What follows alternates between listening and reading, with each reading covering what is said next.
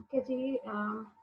Class आप लोगों को मैं बता रही थी कि आप लोगों की डिग्रीज ऑफ फ्रीडम क्या होती है। So basically degrees of freedom क्या है आप लोगों की कि किसी भी एस्टिमेट पैरामीटर को एस्टिमेट करने की जो फ्रीडम है, जितने लेवल पे आप उसे एस्टिमेट कर सकते हो, उस फ्रीडम को बेसिकली डिग्रीज ऑफ फ्रीडम कहा जाता है। यहाँ पर डिग्रीज ऑफ फ्रीडम में साइड कैप्शन पे आपको डेफिनेशन बता दी गई है, the number of independent values available to estimate the population standard deviation. यानी इंडिपेंडेंट डाटा वैल्यूज जो होती हैं, जो कि अवेलेबल होती हैं पॉपुलेशन स्टैंडर्ड डेविएशन को एस्टिमेट करने के लिए, तो वो इंडिपेंडेंट डाटा वैल्यूज बेसिकली क्या है आपके पास डिग्रीज ऑफ फ्रीडम। आगे कहा गया है इफ के पैरामीटर्स मस्ट बी एस्टिमेटेड, अगर के पैरामीटर्स को एस्टिमेट किया जा रहा है before the population standard deviation, population standard deviation से पहले के जो है पैरामीटर्स को एस्टिमेट किया जा रहा है, then it can be calculated from a sample of size n and degrees of freedom are equal to n minus k। जैसे कि standard deviation sample standard deviation compute करने से पहले आप लोग सैंपल मीन को जो है उसको एस्टिमेट करते हो, फिर उसके बाद आप सैंपल स्टैंडर्ड डेविएशन को एस्टिमेट करते हो। इसी तरह जो आप लोगों ने पैरामीटर को एस्टिमेट करना है, उससे पहले जितने भी पैरामीटर्स को एस्टिमेट किया जाएगा, स्टैंडर्ड डेविएशन कंप्यूट करने से पहले जितने भी पैरामीटर्स को एस्टिमेट किया जाएगा, वो आपके पास क्या होगी डिग्रीज ऑफ फ्रीडम। तो टी डिस्ट्रीब्यूशन में चूंकि आप लोग स्टैंडर्ड डेविएशन कंप्यूट कर रहे होते हो, उससे पहले आप लोगों को मीन कंप्यूट करना पड़ता है। तो मीन कंप्यूट करने की जो आप लोगों की डिग्रीज ऑफ फ्रीडम हो जाएगी वो हो जाएगी n-1। यहाँ पर भी यही बताया गया है कि अगर के parameters must be estimated before population standard deviation, अगर पॉपुलेशन स्टैंडर्ड डेविएशन से पहले के पैरामीटर्स को एस्टिमेट किया जा रहा है, तो वो आप लोगों के पास क्या होगा, from sample size n the degrees of freedom are equal to n-k। तो डिग्रीज ऑफ फ्रीडम आप लोगों के पास n-k के इक्वल हो जाएगी। मेरे ख्याल में इतनी आप लोगों को एक्सप्लेनेशन काफी है कि डिग्रीज ऑफ फ्रीडम क्या होती है। बस आपने याद रखना है कि आप सैंपल स्टैंडर्ड डेविएशन से पहले सैंपल मीन को कंप्यूट लाजमी करते हैं ताकि सैंपल स्टैंडर्ड डेविएशन कंप्यूट हो सके। सो सैंपल स्टैंडर्ड डेविएशन से पहले आप लोगों ने या पैरामीटर को एस्टिमेट करने से पहले आप लोगों ने मीन को एस्टिमेट किया, तो वो आप लोगों के पास क्या होगी डिग्रीज ऑफ फ्रीडम। तो टी डिस्ट्रीब्यूशन में डिग्रीज ऑफ फ्रीडम आपके पास n-1 हो जाएगी। तो आपके पास टी डिस्ट्रीब्यूशन का फॉर्मूला क्या होता है, x bar minus mu S over under root N. ये आपके पास बेसिक फॉर्मूला है टी डिस्ट्रीब्यूशन का, जिसमें x बार आपके पास सैंपल मीन होता है, म्यू आप लोगों के पास पॉपुलेशन मीन होता है, s सैंपल स्टैंडर्ड डेविएशन होता है और n जो है सैंपल साइज होता है। तो टी डिस्ट्रीब्यूशन जो होती है बेसिकली आप लोगों के पास क्या होती है, ये देखें आपको टी डिस्ट्रीब्यूशन शो हो रही है यहाँ पर। टी डिस्ट्रीब्यूशन और एक स्टैंडर्ड नॉर्मल डिस्ट्रीब्यूशन बताई गई है। स्टैंडर्ड नॉर्मल डिस्ट्रीब्यूशन को जो बेल शेप बनाई गई है वो येलो कर्व से बनाई गई है और टी डिस्ट्रीब्यूशन ग्रीन कर्व से बनाई गई है। सो मैं आपको बताती चलूं, जो टी डिस्ट्रीब्यूशन ग्रीन कर्व से बनाई गई है ये लेस पीक्ड है, यानी इसकी यहाँ पे पीकनेस कम है as compare to standard normal distribution. दूसरी बात, जो टी डिस्ट्रीब्यूशन की टेल्स हैं वो स्प्रेड हैं, टेल्स थोड़ी सी एक्सटेंड करती हैं या फिर वो ज्यादा फ्लैट होती हैं। आप देख सकते हो टी डिस्ट्रीब्यूशन ज्यादा फ्लैट है as compare to standard normal distribution. यहाँ पे स्टैंडर्ड नॉर्मल डिस्ट्रीब्यूशन की टेल्स खत्म हो जाती है, जबकि टी डिस्ट्रीब्यूशन की टेल्स एक्सटेंड कर रही हैं और ज्यादा फ्लैट हैं। तो आप कह सकते हो कि T distribution is flatter than the standard normal distribution. Both are the normal distribution. T distribution को भी हम लोग नॉर्मल डिस्ट्रीब्यूटेड ही अज्यूम करते हैं बिकॉज टी डिस्ट्रीब्यूशन भी एक सिमेट्रिक डिस्ट्रीब्यूशन। आप देख सकते हो ये भी एक बेल शेप बन रही है, ये भी इसका एक सेंट्रल पॉइंट है, एक सिमेट्री है इस डिस्ट्रीब्यूशन में भी, जिस तरह से स्टैंडर्ड नॉर्मल डिस्ट्रीब्यूशन है। तो टी डिस्ट्रीब्यूशन भी आपकी बेल शेप होती है, सिमेट्रिक डिस्ट्रीब्यूशन होती है। और ये जो टी डिस्ट्रीब्यूशन है ये स्मॉल सैंपल साइजेस के लिए होती है, यानी n 30 के लिए होती है, और स्टैंडर्ड नॉर्मल डिस्ट्रीब्यूशन जो होती है n 30 के लिए होती है। तो ये चीज भी आप लोगों ने याद रखनी है। नेक्स्ट, आप लोगों को टी डिस्ट्रीब्यूशन का टेबल दिखाया गया है आपकी स्क्रीन पर, आप देख सकते हो टी डिस्ट्रीब्यूशन का टेबल है।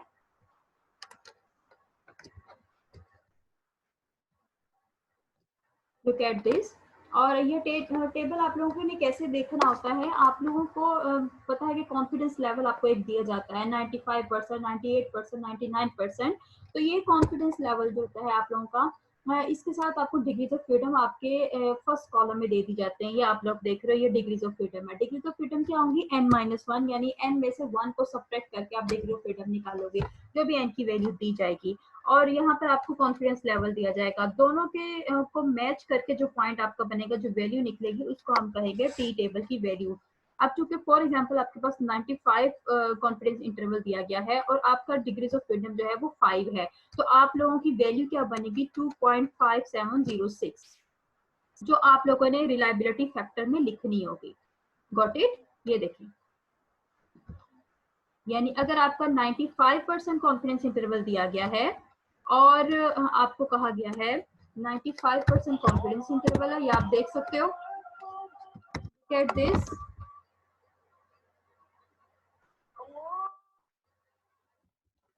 तो 95% कॉन्फिडेंस इंटरवल है और डिग्रीज ऑफ फ्रीडम आप लोगों के पास 5 है। तो 5 डिग्रीज ऑफ फ्रीडम पर 95 कॉलम में देखना है, 5 रो है आप लोगों की, तो यहाँ पर चेक करोगे तो आपकी वैल्यू हो जाएगी इक्वल्स टू 2.5706। सो इस तरह से आप लोग अपने टेबल वैल्यू देखकर तो रिलायबिलिटी फैक्टर की जगह पर रिलायबिलिटी फैक्टर की जगह पर आंसर आप लोग लिख सकते हो। या आप लोगों को नजर आ रहा हो कि आप लोगों को टेबल कैसे देखना है, बहुत इजी वे है टेबल देखने का, सो आप लोग देख सकते हो। नेक्स्ट आप लोगों को शो हो रही है स्क्रीन पर एक एग्जांपल आपकी टी डिस्ट्रीब्यूशन यानी केस नंबर 4 के साथ और स्मॉल सैंपल साइज और विद स्टैंडर्ड डेविएशन अननोन। तो आप लोगों को एक एग्जांपल मैं करवाने जा रही हूँ, ये आपको शो हो रही है, मैं इसको मजीद जूम कर देती हूँ ताकि आपको इसकी स्टेटमेंट क्लियर हो सके जब मैं पढ़ रही हूँ, तो आप लोगों की नजर आ रहा होगा। Okay, so you can see, आपको स्क्रीन पे नजर आ रहा है question. Heritage Software, a maker of educational and business software, operates a service center in Tulsa, Oklahoma, where employees respond to customer calls about questions and problems with the company's software package। यहाँ पर क्या है कि employees जो है वो response करते हैं, बताते हैं कि कस्टमर्स जो है जो क्वेश्चन और उनके जो प्रॉब्लम्स होते हैं सॉफ्टवेयर पैकेज से रिलेटेड वो क्या हैं। Recently a team of heritage employees की जो टीम है उन्होंने पूछा या एक सर्वे किया and study the average length of time service representative spend with customers, यानी उनकी कितनी एवरेज टाइम है, जितनी या उनकी कितनी सर्विस है उनके टाइम की, या कितनी एवरेज टाइम की सर्विस है जो कस्टमर्स को प्रोवाइड की जा रही है और कस्टमर उसको यूज करते हैं। The team decided that a simple random sample of 25 calls, team ने डिसाइड किया और 25 रैंडम सैंपल जो है यानी स्मॉल एंड जो है 25 सिलेक्ट किया and collected and population mean call time would be estimated based on sample data. और जो है अब आप लोगों का जो पॉपुलेशन मीन है वो एस्टिमेट किया जाएगा, क्योंकि उन्होंने मीन एवरेज लेंथ जो है उसको कंप्यूट करना था, तो पॉपुलेशन मीन एस्टिमेट किया जाएगा bye using the sample data. यही काम हम एस्टिमेशन में करते हैं। So not only did the team not know the average length of time new, क्योंकि टीम को जो है वो पॉपुलेशन की वैल्यू यानी पॉपुलेशन मीन न्यू की वैल्यू पता नहीं है, इसी तरह but it also didn't know the standard deviation, उनको स्टैंडर्ड डेविएशन की वैल्यू भी नहीं पता है। सो table 8.3 shows the sample data, उन्होंने उनके पास कुछ सैंपल डाटा अवेलेबल है, यहाँ पर साइड कैप्शन में आपको दिखा रही हूँ हाईलाइट करके, ये देखें सैंपल डाटा आपको बता दिया गया है, ये सैंपल डाटा है जिसमें से आपका सैंपल मीन कंप्यूट किया गया। समटाइम्स आपको ये मीन की वैल्यू दे दी जाएगी और समटाइम्स आपको खुद निकालना पड़ेगा सैंपल स्टैंडर्ड डेविएशन और सैंपल मीन।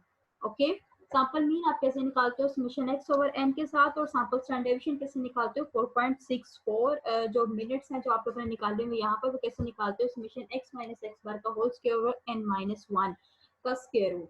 सो आप ये फॉर्मूला यूज करके सैंपल स्टैंडर्ड डेविएशन भी निकाल लोगे। So if the managers need a single valued estimate of population mean, अगर मैनेजर जो है वो सिंगल वैल्यूड एस्टिमेट निकालना चाहता है यानी पॉइंट एस्टिमेट निकालना चाहता है, they would use the point estimate x बार, तो वो पॉपुलेशन मीन की जगह x बार की वैल्यू रख देगा लाइक दिस और बता देगा कि ये पॉपुलेशन मीन का एस्टिमेट है। बट उन्होंने क्या कहा, however they should realize that this point estimate is subject to sampling error, यानी ये पॉइंट जो है वो सैम्पलिंग एरर को सब्जेक्ट कर रहा है। अब यहाँ पे मैं इस चीज को एक्सप्लेन कर देती हूँ आपको, यानी पॉइंट एस्टिमेट जब सैम्पलिंग एरर देता है तो इसका मतलब होता है कि सैंपल मीन और पॉपुलेशन मीन में डिफरेंस आ सकता है। ये उन्होंने सब्जेक्ट कर लिया या पहले से अंदाजा लगा लिया कि सैंपल मीन और पॉपुलेशन मीन में डिफरेंस होगा। तो इस चीज को अंदाजा लगाते हुए उन्होंने to take the sampling error into account the manager can construct a confidence interval estimate. अब उन्होंने क्या किया, इस सैम्पलिंग एरर को अपने माइंड में रखते हुए उन्होंने क्या किया है, कॉन्फिडेंस इंटरवल एस्टिमेट को कंप्यूट किया है। Example 8.5 shows the formula for the confidence interval। अब आपको फॉर्मूला दिखाया जा रहा है कॉन्फिडेंस इंटरवल कंप्यूट करने का, वो क्या है, टी डिस्ट्रीब्यूशन के साथ सेम फॉर्मूला होगा आपके पास क्लास, लेकिन यहाँ पर आप लोगों ने क्या करना है, X bar plus minus T S over under root N करना है।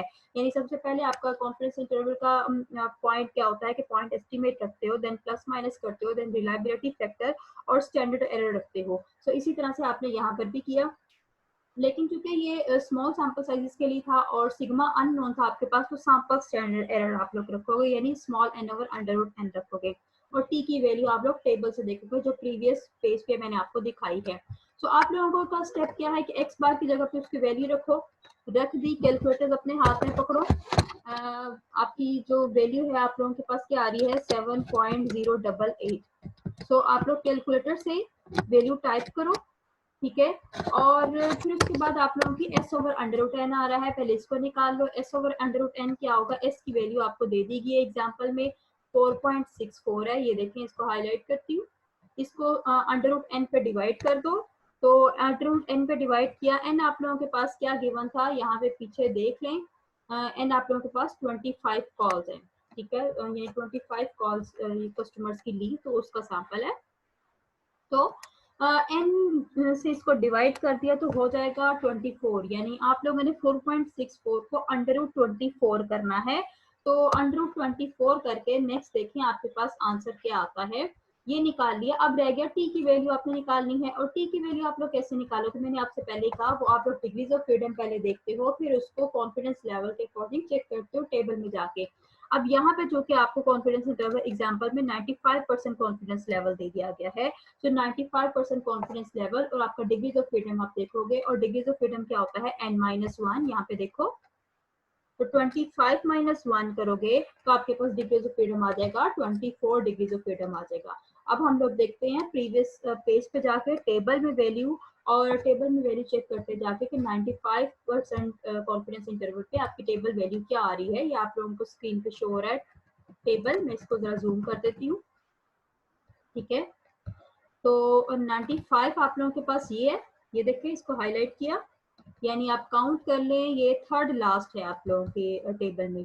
तो 95 को आपने देखना 24 में, तो आप लोग इसको थोड़ा सा, मैं इसको नीचे कर रही हूँ, थर्ड लास्ट में है, तो 24 ही आप लोगों की वैल्यू हो जाएगी। थर्ड लास्ट ये है, दिस वन, और ये आप लोगों की 24 डिग्रीज ऑफ फ्रीडम के लिए ये आप लोगों की वैल्यू हो जाएगी, बेसिकली जो margin of sorry reliability factor की वैल्यू हो जाएगी। ये देखें 95 है और 24 डिग्रीज ऑफ फ्रीडम पर है, गॉट इट।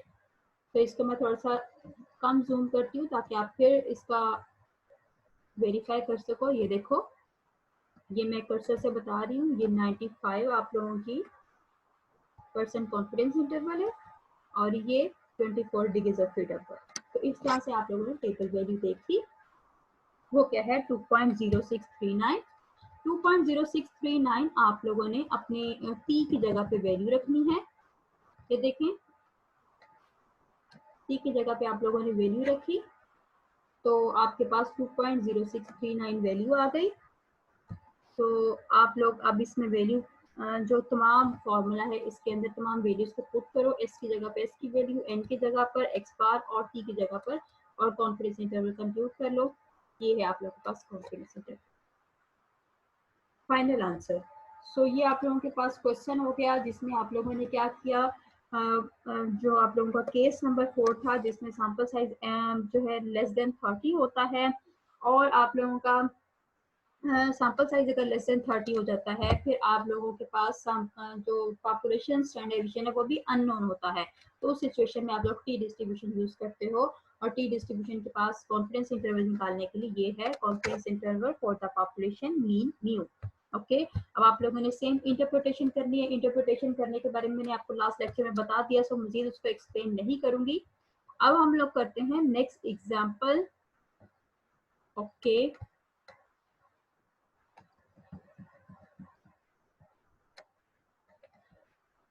ओके आप लोगों की स्क्रीन पे एक और एग्जांपल शो हो रही है, वो क्या है, Madeline and associates is a regional certified public accounting firm located near Minneapolis. Recently, a team conducted an audit for a discount chain. One part of the audit involved developing an estimate for the mean dollar error in total charges that occurs during the checkout process. The firm wishes to develop a 90% confidence interval estimate for the population mean, and to do so it can use the following steps. तो उसके लिए उन्होंने जो है वो following steps को follow करना है। अब देखें आप लोगों को स्टेटमेंट में क्या गिवन है, 90% आप लोगों ने कॉन्फिडेंस इंटरवल निकालना है फॉर द पॉपुलेशन मीन, ये भी बता दिया गया। ये देखें पॉपुलेशन मीन के लिए इसको मैंने हाईलाइट कर दिया।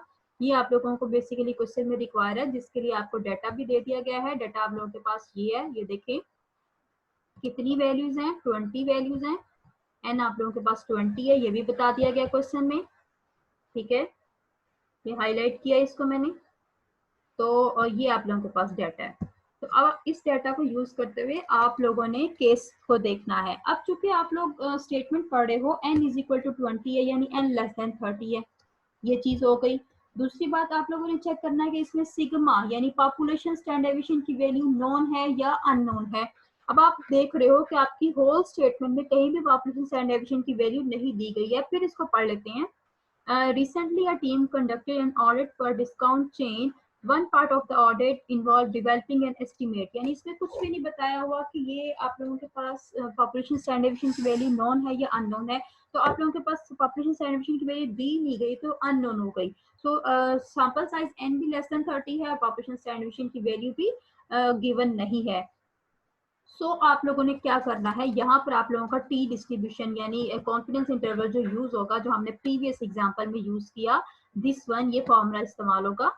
ये देखें, इसको हाईलाइट किया मैंने, यानी x bar plus minus T S over under root N आप लोगों के पास फॉर्मूला हो गया। इसको यूज करना है आपने इस एग्जाम्पल में भी। ओके, यूज कर लें। तो इसके लिए हमें क्या क्या रिक्वायर है देख लें। हमें जो है ये फॉर्मूला साइड कैप्शन पे भी गिवन है, देख लें, केस भी बता दिया गया आपको एग्जांपल में, दिस वन।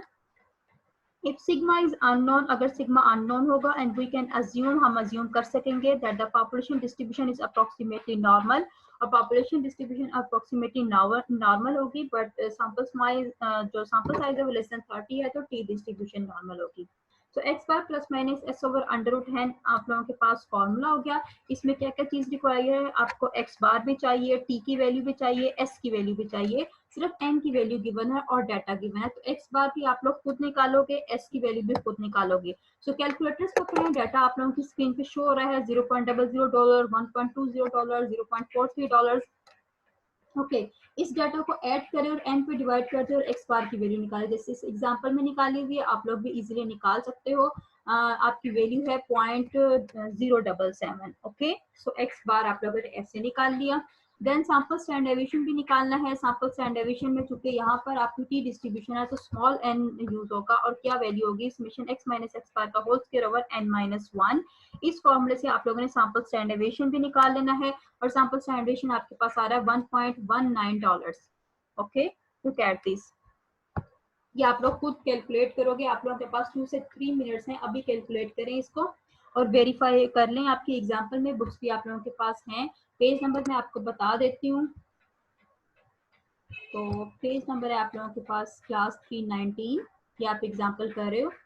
तो अब आप लोगों ने क्या करना है, टी डिस्ट्रीब्यूशन की वैल्यू आपको चाहिए। तो चूंकि ये 90% कॉन्फिडेंस इंटरवल है और डिग्रीज ऑफ फ्रीडम आपके पास n-1 यानी 19 हो जाएगी। ये देखें, तो टी का टेबल देख लेते हैं। 90% कॉन्फिडेंस इंटरवल के लिए डिग्रीज ऑफ फ्रीडम आपकी 19। जूम करती हूँ मैं इसको। ये आप लोगों का 90% कॉन्फिडेंस इंटरवल है, डिग्रीज ऑफ फ्रीडम आप लोगों के पास 19 है, ये देखें। और इसको देख ले, 90% को 90 यस 1.7291 आपकी वैल्यू हो जाएगी टी डिस्ट्रीब्यूशन की।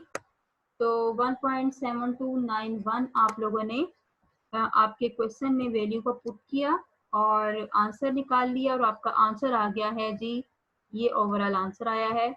5.173 से सॉरी ये आपकी प्रीवियस एग्जांपल थी, यहाँ से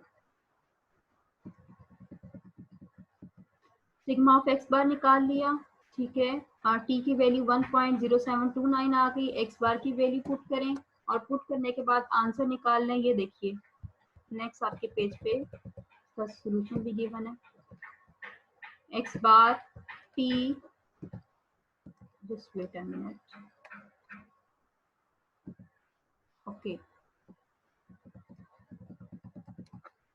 ये देखें आपको स्क्रीन शो हो रही होगी दिस वन। तो ये आप लोगों की X bar plus minus T S over under root N की वैल्यू है, यानी आपको confidence interval for the population mean mu by using the T distribution, और ये इसकी वैल्यू आ गई।